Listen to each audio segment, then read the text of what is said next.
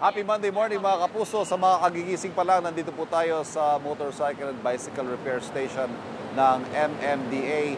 Dito tayo sa ilalim ng Quezon Avenue Flyover. At sa kasalukuyan, may kinukumpuning isang motorsiklo rito. Kanina may kakaalis lang.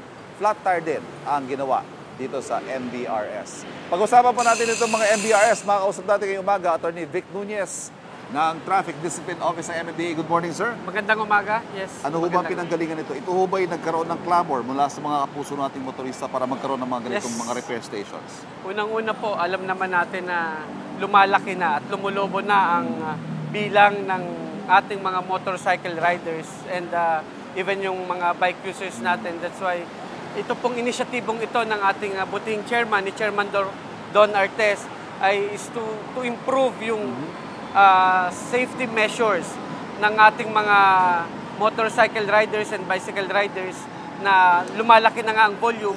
Kapag po sila ay may mga defect or nasiraan along the way, they can use this motorcycle and bicycle repair station na may mga libre na pong tools. Okay. Hindi pa mimigay yung tools, ha? Hindi. They can use it for free. Okay, yan. And kapag na-flatan ho sila, meron ho tayong mga staff na nag-undergo ng training.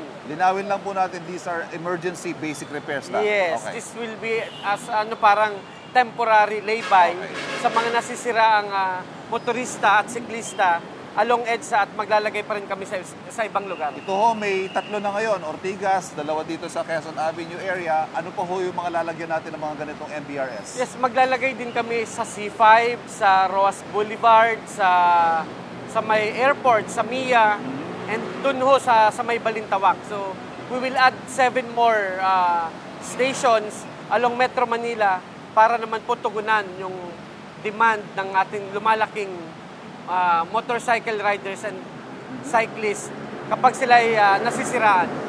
Yung mga kotse ho, mga four wheels, nagtatanong din, paano naman kami? Magkakaroon din ba sila ng mga ganito?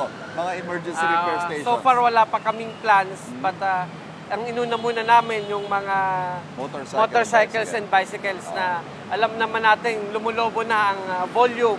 Sa araw-araw nating nakikita sa kalsada, napakarami hong riders and cyclists now, and malaking bagay na matugon na natin yung kanilang pangangailangan kapag sila nagkaroon ng sira, mga Sir, minor update effect. sa bike lanes. Meron ba plano to remove, to expand? Ano hong plano sa mga bike at motorcycle lanes? So far, wala pa naman po. It's still being used as bike lane. And we're just waiting. So as is? Yes. We're still waiting for the DPWH for the final date ng start ng EDSA rehab. Okay.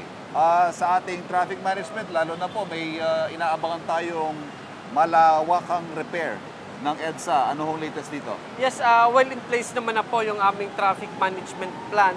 As I've said a while ago, we're just waiting for the final D-Day when will it start. Ang lead agency naman po dyan ng DPWH, and tuloy-tuloy po ang aming koordinasyon sa DOTR, DPWH at mga lokal na pamahalaan sa different LGUs ng Metro Manila sa pagsimula ho ng EDSA rehab. Basta ang malinaw, tuloy po itong rehab. It's just a question of when. Yes, Okay. tuloy na Naantay tuloy lang po tayo. ito. Maraming salamat, sir. Thank you very much. Good morning.